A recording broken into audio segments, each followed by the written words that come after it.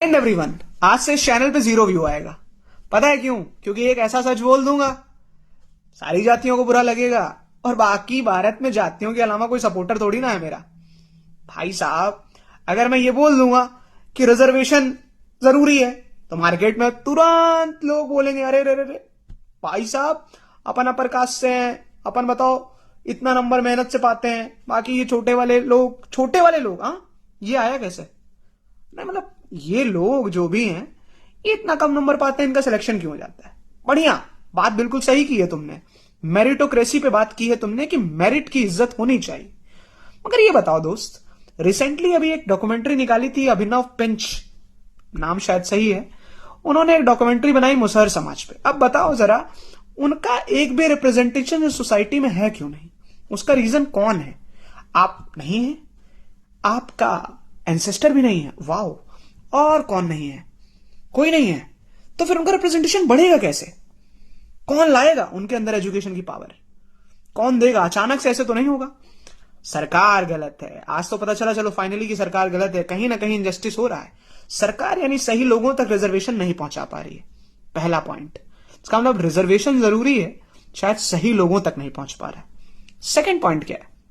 Second point, आपने meritocracy की बात की थी ना, तो इस देश में 4 नंबर ही क्यों पा रहा है? बार बार वो लोअर कम्युनिटी जिसको आप कहते हो कि लोअर कम्युनिटी है, जब आप इस थॉट से बोलते हो तो आप ये बता देते हो कि आप खुद जातिगत मानसिकता के हो। अब इसके अलावा जब वो कम्युनिटी, पर्टिकुलर कम्युनिटी 4 नंबर पे ही रुक जा रही है, उसका कट ऑफ 4 नंबर नेगेटिव इतना जा रहा है, तो इससे क्या पता चलता है? इससे यह पता चलता है कि उनके आईक्यू का डेवलपमेंट 0 है और ना वो मेहनत कर रहे हैं, ना रिस्पॉन्सिबिलिटी वो लेना चाहते हैं, ना रिस्पॉन्सिबिलिटी वो लोग लेना चाहते हैं जो ऐसी पार्टियों को रिप्रेजेंट कर रहे हैं, और ना आप लोग लेना चाहते हो कि वो आपके फेलो कम्युनिटी के मेंबर हैं, ना कि लोअर कम्युनिटी के। जब आप भी इस रिस्पॉन्सिबिलिटी के साथ उनके साथ हाथ में लाओगे तो शायद वो डेवलप करेंगे। नहीं करेंगे तो रीजन आप भी रहोगे। अब अगले पॉइंट पे आते हैं। पॉइंट है मेरे दोस्त, जब इन सारी डिबेट्स में हिस्सा लेने जाते हो तो किस पॉलिटिकल पार्टी को बताते हो? तुम्हारी जाति है तो तुम्हारी पॉलिटिकल पार्टी है कि नहीं है? इसका मतलब हर पॉलिटिकल पार्टी ने तुम्हें एक कैटेगरी में बांटा है। जैसे एग्जाम्पल के तौर पर upper caste community is going with BJP, middle class community sometimes goes with BJP, sometimes goes with Congress, ऐसा डिबेट है। और सारी कम्युनिटी जो बची लोअर कम्युनिटीज हैं उनकी हमारी बेहतरीन बेहतरीन पार्टियां हैं, जैसे बसपा है, हमारी समाजवादी पार्टी हमारी यादवों के लिए है। और ये सारी पार्टियां में खराबियां बिल्कुल नहीं है, सारी अच्छी पार्टियां ना, सारी अच्छी पार्टियां तो सारी जातियों का विकास होना चाहिए था। किसका हुआ? इस देश में कितना साइंटिफिक डेवलपमेंट डेवलप हुआ है? किस कम्युनिटी का हुआ है? इंटरनेशनल लेवल पे कॉम्पिटिट करने की क्या औकात है हमारी? कब बोल पाए हो तुम ऐसा कि तुम्हारा पीसा का टेस्ट नहीं दे पा रहे हो, तुम उससे वापस आ जा रहे हो? और जब दिया था तुमने, पता है कितनी रैंक थी तुम्हारी?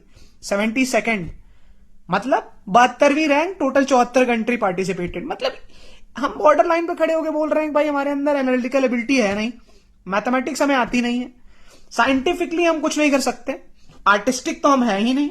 हमारे यहां आखिरी बार लड़कियों को यही बताया गया था, बेटा तुम्हें सुंदर हो तो खाना बना दो।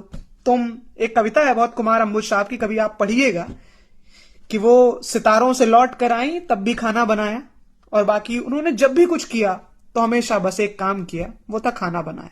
और वो ये दिखाता है कि कैसे इस देश की औरतों के साथ कितना अन्याय हो रहा है।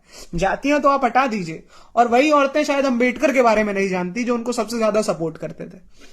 छोड़िए, आप अंबेडकर को जानिए ना जानिए, मेरा फर्क नहीं पड़ता है। मगर सबसे बड़ी बात यह है ना कि जब तक तुम ये 5 उंगलियां है ना, और इसको हैंडल करने वाला अगर एक माइंड रह गया तो बेटा तुम सिर्फ उंगलियां हो, नचा कोई और रहा है। समझ गए? मिलते हैं मोदी जी से अगले एपिसोड में।